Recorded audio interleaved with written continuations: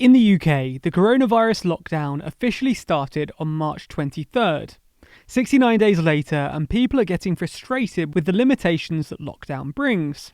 Months locked at home, only being allowed to go outside for certain reasons, has taken its toll, and it seems that the nation's willingness to stay inside is starting to wane. So maybe that's why the UK government have announced major changes to the lockdown, allowing the reopening of some schools, non-essential shops, and allowing social gatherings. The problem is that some worry that these measures are being taken too soon, and unlocking too quickly could significantly hurt the COVID containment effort. So in this video, we're going to be discussing the changes that the UK has planned, how COVID containment is going so far, and if unlocking will cause a spike in cases. If you haven't already, please subscribe to the channel. We have a big announcement that we're ready to share when we hit 375,000 subscribers, so hit the button, do us a favour and get yourself some news. Also, a big percentage of you aren't subscribed, so we know you can do it. If you had to pick one thing that's defined the UK government's approach to the coronavirus, more than the medical officers, the branded podiums, or the rotating cast of government ministers, it's the repeated assertion that the government's response to the crisis was being led by the science. This idea of following the science has been repeated endlessly by pretty much any government official you stick a camera in front of. They said that they didn't want to introduce the lockdown measures too quickly because they were following the science. They said that they would be unlocking when the science allowed it. But now, scientists are warning that the unlocking steps that the government are taking might not be, well, following the science. So, what is the UK planning to do to change the lockdown? Firstly, the UK is pushing forward with changes to schools.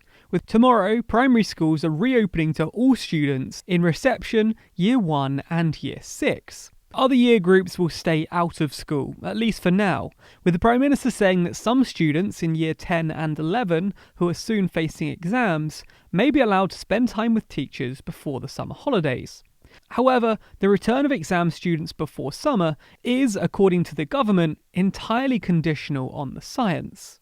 Even this first step may prove problematic though, with teachers and parents complaining that ensuring social distancing in schools with a whole bunch of reception Year 1 and 6 students could prove near impossible. The concerns are so great that at least 35 councils say that their schools won't be ready, and a further 11 have said that they plan to defy the government's advice and will not be opening tomorrow. After the reopening of schools will come the reopening of non-essential shops on June 15th. This means, presuming that there's no major change in policy, from mid-June, all shops will be allowed to reopen as long as they meet the social distancing and hygiene standards set by the government. This news was welcomed by many business owners who have been struggling to cope under the restrictions set by the lockdown. Although some, including the British Association of Independent Retailers, was left disappointed that they couldn't reopen sooner, with the association commenting that it was a little disappointing for smaller retailers not to be able to reopen until June 15th, especially as they can make it safe to do so. Regardless, the real question is whether people will be ready to return to shops. Just because the government allows shops to open, and just because stores will start swinging open their doors, doesn't mean that people feel safe to rush back. The final change worth discussing are the rules surrounding gatherings. For the first phase of the lockdown, the government insisted that you weren't allowed to meet with people outside of your household. This was changed a couple of weeks ago, allowing people to meet one-on-one in outside public spaces. However, this advice has been amended again, and from June 1st, people will be allowed to meet in private outdoor spaces, such as gardens, in groups of up to 6, as long as social distancing is maintained, leading many to celebrate the return of the barbecue. So the government is making some major changes, allowing people to see their friends and family again, as well as reopening some schools and shops. And this is all still following the science, right?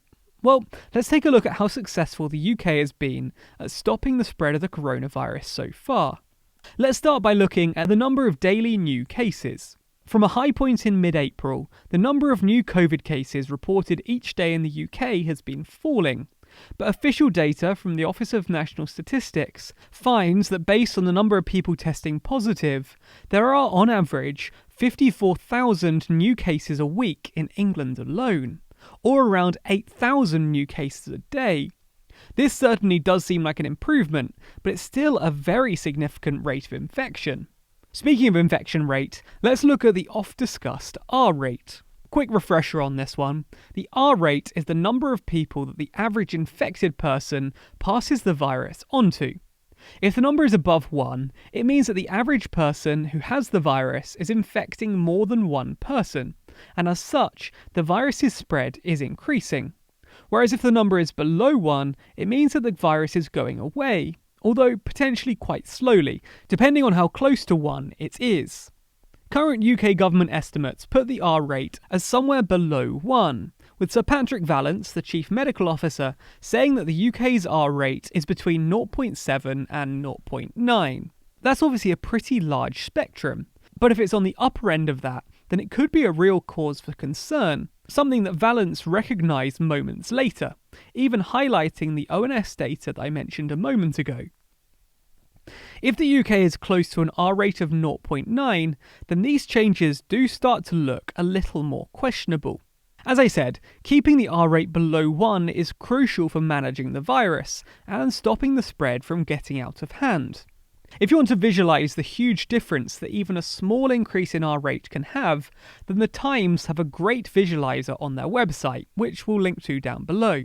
Looking at graphs like these, you can see how an increase in the R rate could cause a significant second spike, potentially impacting millions of people very quickly in some of the worst case scenarios. The real concern is that if we're already fairly close to 1, fairly close to the point when cases start increasing again, then reopening things and loosening rules doesn't seem like a good idea, at least from the scientific perspective that the government seems so focused on. After all, the reason that the UK has successfully reduced the rate of the virus's spread and reduced the R rate is because of the lockdown. Keeping people at home and spreading people out limited the number of people that infected people came into contact with, and therefore each infected person couldn't infect as many people, in turn bringing down the R rate. Reopening does the opposite thing. It brings people closer together and means that any infected person has more opportunity to spread the virus. At some point, the government obviously has to reopen the country. Permanently locking down the country would cause a reduction in R rate for all diseases, but eventually the costs of doing so outweigh the risk, which is why we don't remain permanently locked down to stop the common cold. However, at this stage, in this outbreak, and with the information we currently have, scientists seem concerned that the government is acting too hastily, and, well, not following the science. In fact, Professor John Edmonds, an epidemiologist and member of the UK's Scientific Advisory Group for Emergencies, or SAGE, actually called into question whether the government was following the science by describing the changes as a political decision. Now we'll get into the politics of the situation in a moment, but first, let's take a look at what the scientists have to say about the government's scientific approach to unlocking the country. Professor Edmonds, who we mentioned moments ago, also commented on the number of cases, saying that it was still very high, and because of this, he and other scientists wanted to see a decrease before the introduction of major changes. In fact, minutes released by SAGE showing the contents of their meetings back Edmonds up here. Back on the 23rd of April, when the virus was just falling away from its peak, the group estimated that if all went well, we should see only around 1,000 new cases a day by May 11th. The problem is, as SAGE members have highlighted, this hasn't even nearly been met, even 20 days after the target date.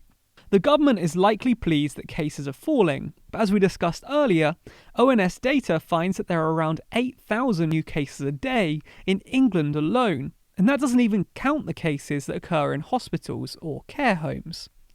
This has led to some members of SAGE and the scientific community at large to question why the UK is relaxing measures now. After all, the number of new cases are at very least 8 times higher than the government's plans. Jeremy Farrar, a member of SAGE and director of the Wellcome Trust, the UK's largest provider of non-governmental funding for scientific research, added to these concerns on Twitter. This highlights the second issue that scientists have. The plans related to unlocking have always included track and trace efforts, what Farah refers to as TTI. The problem here is that despite being introduced early by the government this week, the system is still not fully in place, it's not fully operational, and it's unclear when the centrepiece of the plan, the tracking app, will be ready for public release. There's also the major trouble of trust, with many people concerned about the privacy and security implications associated with the tracing effort, especially the tracing app. We made a full video on the app explaining how it works and the privacy concerns, and that's linked below. Anyway, what's clear is that scientists are concerned that without tracking fully in place to handle any spike in cases, then the government is ill prepared to handle spikes, track the cases, or prevent a further outbreak, leading some to question why the government is going ahead with unlocking while cases are still much higher than they'd hoped, and when tracking clearly isn't ready. Well, as Professor John Edmonds highlighted, some are calling the move inherently political. Now, I don't think it's our place to get conspiratorial here, but there are some very obvious things that the government could be trying to distract from, whether that's the country's status in the world's league tables, whether those comparisons are fair or not, or even a certain advisor's misadventures. Maybe it's a total coincidence that moments after the Cummings press conference happened, the government announced a plan to reopen all shops, but maybe it wasn't. Either way, it seems that many major scientists are beginning to question the scientific merit of the government's led-by-science approach. What do you think though? Are you looking forward to things reopening, or is that excitement being tinged by the worry that things might be happening too fast, potentially even leading to a second spike? Will you be returning to shops and sending your kids to school, or are you going to be a little more cautious initially? Let us know your thoughts in the comments below, and as always, you can get involved in the conversation over on Discord. Be sure to subscribe to the channel and hit the bell icon to be notified every time we release a video. You can also find more from us across all social networks simply by searching for TLDR News. Special thanks to our Patreon backers who make videos like this one possible.